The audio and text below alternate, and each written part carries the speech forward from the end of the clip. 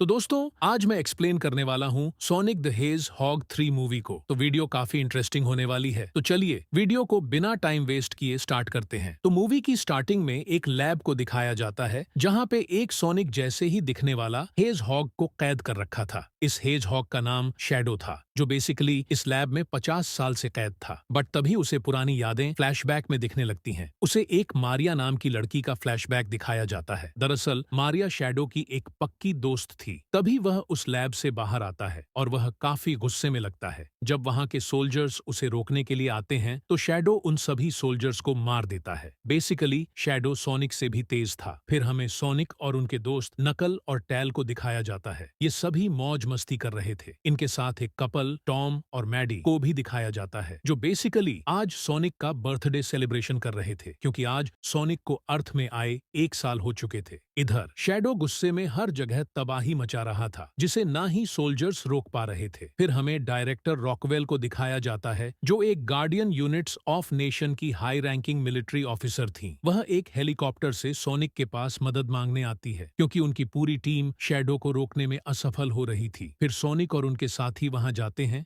जहां पर शैडो तबाही मचा रहा था। जब वे वहां पहुंचते हैं और शैडो को देखते हैं तो ये सभी शॉक हो जाते हैं, क्योंकि शैडो बिल्कुल सोनिक की तरह दिख रहा था। फिर ये तीनों शैडो से ये तबाही रोकने को कहते हैं, लेकिन हम देखते हैं कि शैडो काफी ज्यादा गुस्से में था और वो इन तीनों को वहां से चले जाने को कहता है। लेकिन तभी नकल को गुस्सा आता है और वह शैडो पर हमला कर देता है। बट यहाँ पर शैडो नकल से भी ताकतवर होता है और वह नकल पर भारी पड़ जाता है। तभी सोनिक और टैल भी शैडो के साथ फाइट करते हैं, लेकिन शैडो इन तीनों पर भारी पड़ जाता है। फिर शैडो एक बाइक लेकर मेरा पीछा मत करना यह कहकर वहां से चला जाता है, लेकिन फिर भी सोनिक उसका पीछा करता है और उसके साथ फाइट करता है। लेकिन शैडो इस बार भी उसे पीटकर वहां से निकल जाता है। उसके बाद सोनिक और उसके दोनों साथी एक होटल में बैठकर शैडो के बारे में बात कर रहे होते हैं। तभी वहां कमांडर वॉल्टर्स आता है। दरअसल यह वही ऑफिसर था जो सैनिक को यह बताता है, हमें 50 साल पहले एक छोटा सा मीटियोराइट मिला था, जिसमें हमें एक हेज हॉग मिला। हमने उसका नाम शैडो रखा। फर्क सिर्फ इतना है कि सोनिक को धरती पर आते ही प्यार और सम्मान मिला, लेकिन शैडो को धरती पर आते ही दुख और धोखा मिला। इसीलिए वह इतना ज्यादा गुस्से में है। जब हमें शैडो मिला तब उसके पास बहुत ज्यादा पावर थी और उसके अंदर बहुत एनर्जी थी। हमारे साइंटिस्ट्स ने शैडो पर एक्सपेरिमेंट करके उसकी एनर्जी निकालने की कोशिश की, लेकिन उसकी एनर्जी इतनी ज्यादा थी कि लैब पूरी तरह से ब्लास्ट हो गई, जिसकी वजह से कई लोगों की मौत हो गई। फिर हमारे मिलिट्री ऑर्गेनाइजेशन टीम ने उसे कैद कर लिया था, क्योंकि उससे लोगों की खतरा थी। पर अब वह बाहर आ चुका है और अब वह बहुत ज्यादा गुस्से में है और वह हर जगह तबाही मचा रहा है। तभी वहां पे बहुत सारे रोबोटिक ड्रोन आते हैं। वे ड्रोन इन पर हमला कर देते हैं। तभी वहां पे एक बाइकर आकर उन ड्रोन्स को डिस्ट्रॉय कर देता है और वहां से चला जाता है। लेकिन उस हमले से कमांडर वॉल्टर्स बहुत ही ज्यादा घायल हो जाते हैं और उन्होंने सोनिक को एक चाबी दी और कहा, ये चाबी बहुत ही खतरनाक और कीमती है। उसके बाद सोनिक और उनके साथी उस बाइकर के पीछे जाते हैं ताकि पता चल सके कि वह कौन है। उसके बाद हमें पता चलता है कि वह डॉक्टर एग्वेन रोबोटनिक का असिस्टेंट एजेंट स्टोन है और वह बताता है कि रोबोटिक ड्रोन डॉक्टर एग्वेन रोबोटनिक का है, मगर इसे कोई और ही कंट्रोल कर रहा है। इधर कमांडर वॉल्टर्स के पास डायरेक्ट रॉकवेल आती है और वह उनके पास से वह चाबी ढूंढती है, लेकिन उसे वह नहीं मिलती। हालांकि उनके पास से सोनिक और उसके साथियों की फोटो उसे मिलती है। उसके बाद वह इन पर भरोसा करना छोड़ देती है। इधर सोनिक और उसके साथी को डॉक्टर एग्वेन रोबोटनिक के पास ले जाया जाता है। डॉक्टर एग्वेन अपनी टेक्नोलॉजी से उस ड्रोन कंट्रोल करने वाले की लोकेशन ट्रेस करता है, जिससे यह पता चलता है कि वह लोकेशन उसी जगह का है जहां पर शैडो को कैद कर रखा गया था। फिर ये पांचों एक साथ होकर उसके बारे में रिसर्च करने लगते हैं। इधर हमें उसी लोकेशन पर शैडो को दिखाया जाता है जो एक लड़की को याद कर रहा था, जिसका नाम मारिया था। उसके बाद सीन चेंज होता है और हमें इसकी स्टोरी बताई जाती है, वही 50 साल पहले वाली स्टोरी, जहां पर शैडो पृथ्वी पर पहली बार आया था। उसका एक्सपेरिमेंट किया गया था और उस एक्सपेरिमेंट का हेड प्रोफेसर गेराल्ड रोबोटनिक था और वह डॉक्टर एग्वेन का दादा था। उसी समय प्रोफेसर की पोती थी जिसका नाम मारिया था। दरअसल शैडो और मारिया के बीच एक अच्छी और पक्की दोस्ती हो गई थी, लेकिन एक दिन यह ऑर्डर आता है कि शैडो को कस्टडी में लिया जाएगा। जैसे ही यह खबर प्रोफेसर सुनते हैं, वह शैडो और मारिया को वहां से ले जाने की कोशिश करते हैं, लेकिन एक ऑफिसर गन फायर करता है और वह गोली वहां वहां जाकर लगती है जहां पर शैडो की इकट्ठी की हुई एनर्जी थी। फिर एक धमाकेदार ब्लास्ट होता है और उस ब्लास्ट में मारिया की भी मौत हो जाती है, लेकिन प्रोफेसर और शैडो बच जाते हैं। उसके बाद शैडो और प्रोफेसर को कस्टडी में ले लिया गया था। यही कारण है कि शैडो अभी इतने ज्यादा गुस्से में हर जगह तबाही मचा रहा है। फिर हमें प्रेजेंट टाइम में शैडो को दिखाया जाता है जो अभी वहीं पर था जहां पर वह कैद था।